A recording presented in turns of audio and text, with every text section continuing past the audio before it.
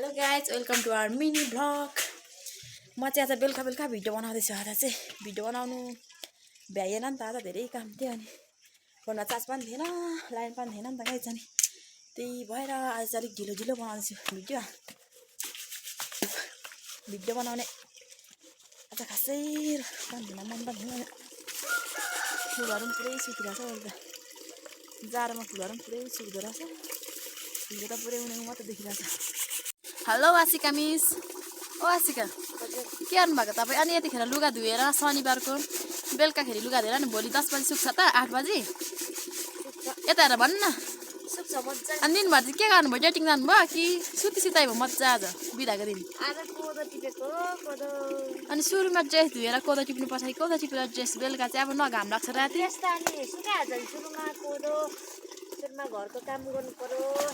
अनि मेरो बहिनी चाहिँ डेन्जर काम गर्छ नि त, अनि पछि ज्वाइँलाई चाहिँ मजाले पाल्ने भयो काम गरेर नि, होइन कि कसो? मेरो बहिनी त पुरै कामकारी छ नि। अहिलेसम्म शनिबारको दिन बेलुकासम्म पनि लुगा धुएको छैन। अनि अहिले 5 बजीतिर आइरहेको छ लुगा धुनको लागि यहाँ।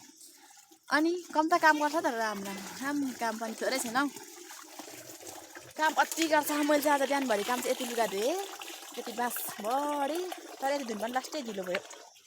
पुरै फोड्थ्यो। अनि यहाँ चाहिँ पुरै फुल झरेर पनि फुलको चाहिँ डन्ठा मात्रै छ, गुलाब फुलको डन्ठा। अनि यहाँ चाहिँ कति राम्रो फुल्छ नि गाइस, तर एउटा मात्रै फुलिरहेको छ। यो चाहिँ अस्ति तिहारमा चाहिँ फुलेन यो फुल, अनि अहिले चाहिँ फुल्दैछ। तिहारमा फुलेको कति राम्रो हुन्थ्यो यो फुल, दामी हुन्थ्यो नि सयपत्रीमा लाएर उड्नुको लागि, माइतीले लगाइदिनुको लागि गाइस। अहिले फुल्दैछ। ओ यसको त भर्खर फुल्ने टाइम मैले पाउँदै रहेछ। अनि अस्ति बुनेर म शनिबार हटिया गएको थिएँ। दिक्तेलको शनिबार बुधबार हटिया लाग्छ नि त। अनि हटियादेखि चाहिँ हामीले खोर्सानी लिएको 2 केजी बट्टामा हालेको। भर्खर भन्दा कति 2-3 दिन भइसक्यो होला, तर घटेर कति थोरै देखेको, यति देखिरहेछ त। तर पिरो चाहिँ अति पिरो छ, यो घाम शीतले नभेटेको रहेछ। अनि लास्टै पिरो चाहिँ पिरो छ। अनि यहाँ चाहिँ हाम्रो चाहिँ बिचैमा बोट छ कि के भन्छ, यता खानेकुराकै बोट आउनु चाहिँ कहीँ के हो, ठ्याक्कै नाम चाहिँ आएन मलाई। रुख पनि राम्रोको छ त हौ यहाँ चाहिँ। फेरि हाम्रो आँगनमै कागती छ, आँगन चाहिँ छैन हाम्रो। गाइस मेरो दिनभरि काम यो किचन, पहिले चाहिँ किचन थियो, आज चाहिँ अलिक कोठा बनाएको नि त, लाइटिङहरू पुग्यो अरे। अनि यहाँ भुइँ बनाउँदा चाहिँ लिपेँ। यो आज माटो थपेको जति, अनि यहाँ चाहिँ बाँकी छ, यो चाहिँ भोलि लिप्नु पर्ने छ। हाम्रो चाहिँ एउटा कुखुरा पनि यहीँ परेछ, टिन ठोकेको नि त आज। अनि हाम्रो चाहिँ यहाँ सुन्तला छ, लेखमा पनि सुन्तला हुँदो रहेछ। गाई चाहिँ टन्न भलिरहेछ, सानो भए पनि, तर सबै टिप्दै खाँदै गर्छ है। कसले खान्छ खाएको छैन, राख्छौँ ककले टिप्दै खाँदै गर्छ। अनि यहाँ चाहिँ तुलसीको बोट यहाँ चाहिँ मम्मीले पूजा गर्नुहुन्छ कहिले काहीँ। पुरै सुकिसकेको छ तुलसीको बोट पनि, माला लगाइदिनु भएको, सुकेर माला पनि मालो। अनि धागो रहेछ यहाँ चाहिँ, मम्मीले पूजा गर्नुहुन्छ कहिले काहीँ। फुलहरू पनि अलिअलि त छ, तर त्यति मजाले छैन अहिले पहिलेको जस्तो चाहिँ। फुल पनि जाडोमा त खासै सप्रिँदैन रहेछ, अनि अहिले जाडोमा खासै राम्रो पनि हुँदैन, कच्रिँदो रहेछ। अनि यहाँ गमलाको फुलहरू पनि त्यस्तै भइरहेछ, कच्रेर पुरै जाडोमा त पानी त हाल्छौँ बेलुका, तर सबै कच्रिरहेछ, कच्रेर फुलहरू आम्मामा के भएको यो।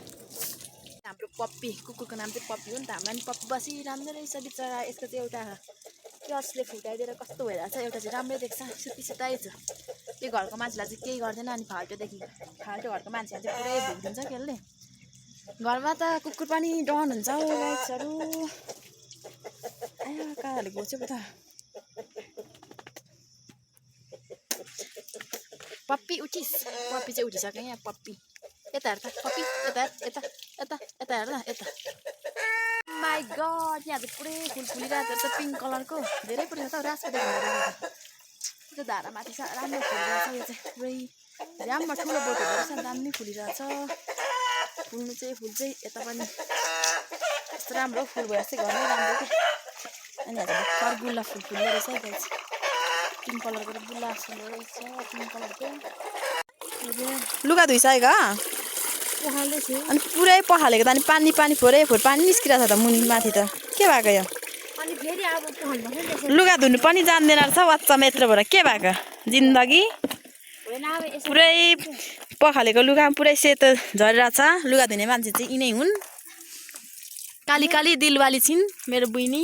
मेरो टिल तपाईँहरूले थाहा छैन अनि बोय फ्रेन्ड छ कि छैन बुनु छैन अहिले बनाउनु हुँदैन ए लाइन लागिरहेको ल पुरै उठ्यो अरे कहाँ हिँडेको पप्पी यता हेर त यता हेर्दैन यता अपी बिचरा आज काम गरेर आइपुगेछ बल्ल बल्ल घटेर कस्तो भइरहेछ अनुहार पनि के भएको यो अनुहार यस्तो जाडोमा काम गरेर आएछ अनि हामीले यसो यहाँ भिडियो बनाउँछ किचनमा आएछ अनि किचनमा यस्तो भिडियो खिचिदिएको उसलाई फेरि निन्द्रा लागेर ओहिलेकोले रातभर चाहिँ के गरेर निन्द्रा लाग्यो लजाउँछ केटाहरू पनि यसरी लजाउँदो रहेछ अहिले अझ म चाहिँ आज थाहा पाउँदैछु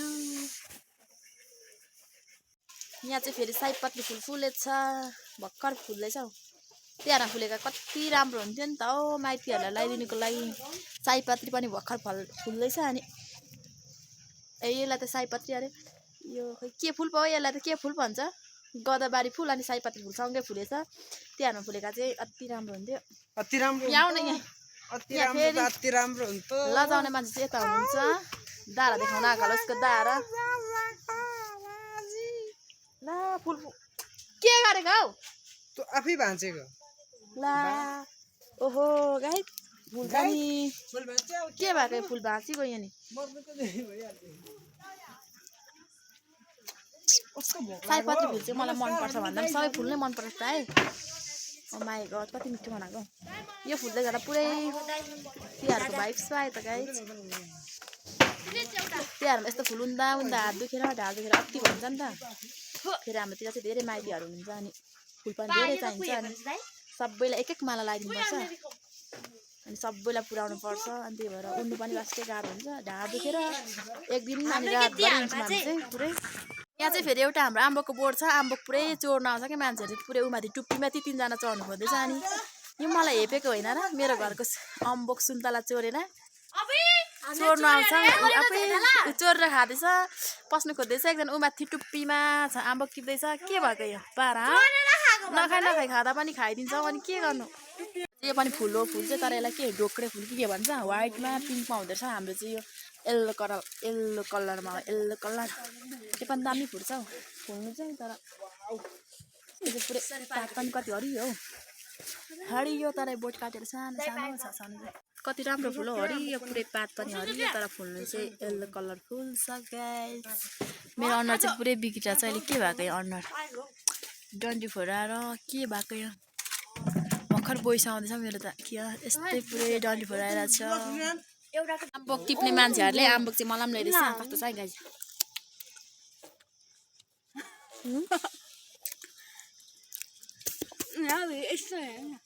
अम्बक त गुलियो हुनुपर्नेमा अमिलो छ त यो धेरै हल्ल्याएर शीतमा यस्तो हुन्छ अरे त्यही भएर यस्तो भएको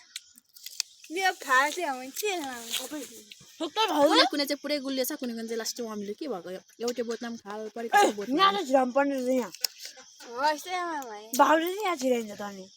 अम्बक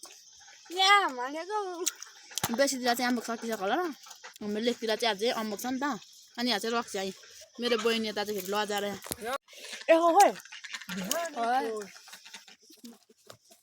अम्बकले त अर्कै पो त आत्तिँदै खाएको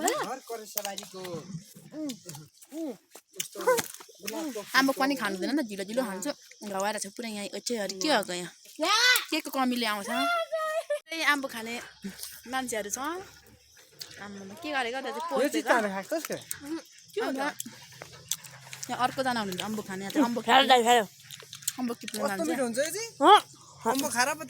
फर्स्ट टाइम सुने नि गाइस यो चाहिँ पुरै फुलको डन्ठा गुलाब फुलको यो चाहिँ प्रेसरको उ अरे औषधि भन्छ तर हकेन यिनीहरूले बिल्ला गरेको कि साँच्चै हो ल फर्स्ट टाइम सुने कमेन्ट गरिदिनु होला है गाइस अरू केही भन्नु छ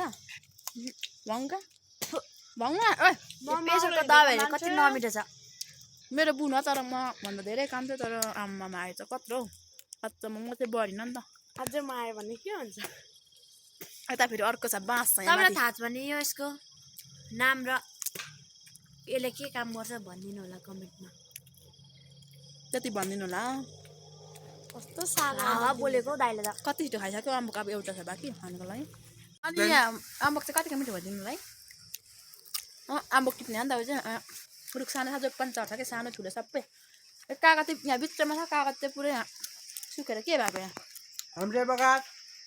ए मैले यसको नाम जान्न नि त गाइस यसको नाम चाहिँ एभोकाडको बोट रहेछ यो भन्नु जान्न बिर्सिहाल्छु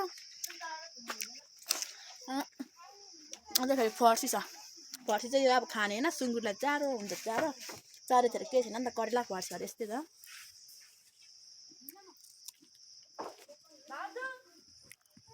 अब चाहिँ रात पनि पर्यो नि त अनि भात पकाउनु पर्ने हुन्छ म चाहिँ यहाँ भात पकाउनु अब आएको किचनमा मलाई किचनमा फेरि आगो नबलेर लास्टै झ्याउ हुन्छ अहिले चाहिँ अलिक बल्नु थालिरहेछ भात पकाउनु पर्ने हुन्छ